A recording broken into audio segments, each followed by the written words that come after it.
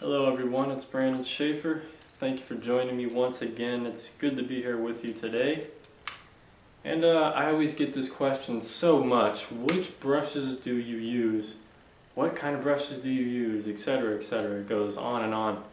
So I'm going to make a video just showing, I'm going to get in a little closer on the camera here and show you all the brushes that I have recently used in my paintings within the last year or so. So check it out. Here we go. Simple, cheap brush, 1-inch gesso brush. You can find all these brushes I found in Michaels, AC Moore, Hobby Lobby, whatever art department stores around you, local art store. They're all over the place. You can even order online. So 1-inch gesso brush, check it out, 1-inch brush. This is, good for backgrounds, for smaller paintings, good for trees. You just dab it in like this, bushes, texture, everything. So that's a good one. I have two different ones of these, but they're essentially the same thing, 2-inch brush. 2 inches just means it's 2 inches wide, and they're different lengths in the hairs. I normally use this one just because this one has too much. This one is actually too springy for me. It's too stiff. So it kind of takes off paint instead of putting it on for me.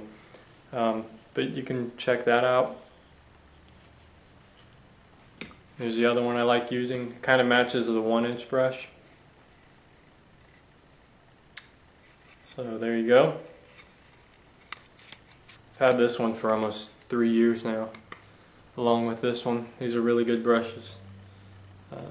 Let's see, what else do I have here? Okay, the ones I've been using for my last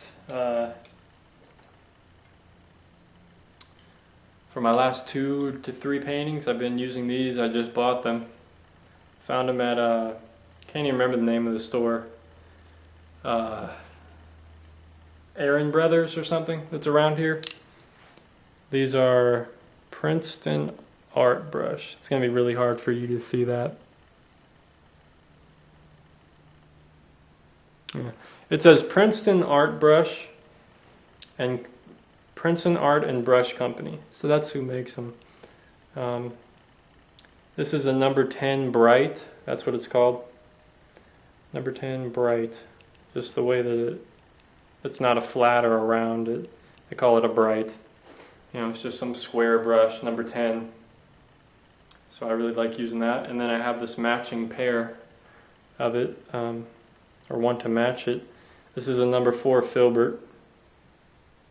It's kind of a longer filbert than this short one. This one is a number 4 bristle filbert. So just different kinds. I used to use this one a lot. Now I like using this longer one, and it's a lot softer. This older brush is kind of getting hard, but I still use it from time to time when I need something smaller. And these are made by Simply Simmons. You could probably find these there too. So those are the brushes I've been using mostly. I also got a number 4 round from this company too. I use it a little bit, haven't used it much. But just trying to play around with different brushes and make different brush strokes and such. There's some other brushes that I own but I've never really used. These are really soft. Never used, so I'm not going to really show you those. This one I use for glazing sometimes because it's a soft, really soft brush. It's a number 12 Bright.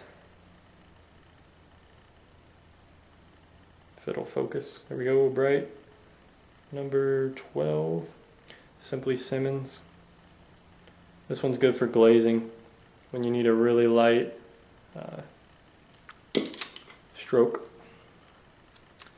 This is a really small filbert that was falling apart. This is why I thought I should buy some new brushes, because see I can't even tell you what number it is. I think it was a number 2, but this peeling is it's just wood now. The handle, it all chipped off. So I was like, I should probably get some new brushes. I've had these for a year or two, and it's so small, it's getting really hard. See, the bristles don't even really move. It's just becoming a mess. So that's usually why I soak them too before I start painting, because it loosens them up a little bit, gets them wet.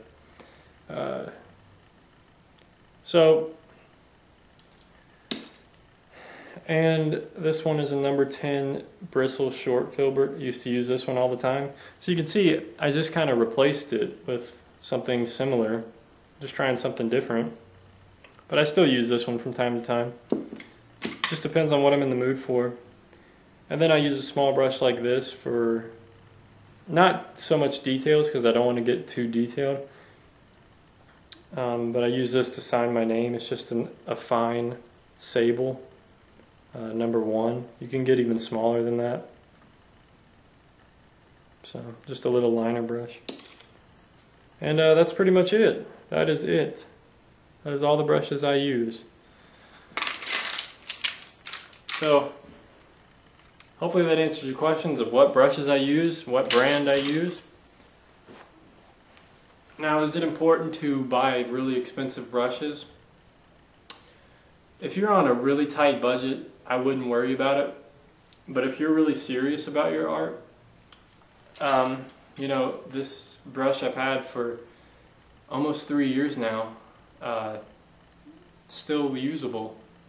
And this brush probably costs $7 or something. I will tell you that I do not, ever since I bought these higher quality brushes, the more expensive ones, I never have hairs falling out on the canvas anymore. I used to always, when I first started painting, I was using, I'd buy a whole pack of brushes for like $5, little cheap ones. I'd always be picking hairs out of the canvas because they would lose hairs. This one used to lose hairs all the time on me because it's, a cheap brush, but eventually it stopped. Oh, there you go. Just pulled out a bunch of hairs right there. So you can see this one's kind of falling apart. I need to get a new one of these. This one used to lose hairs on me all the time when I used it.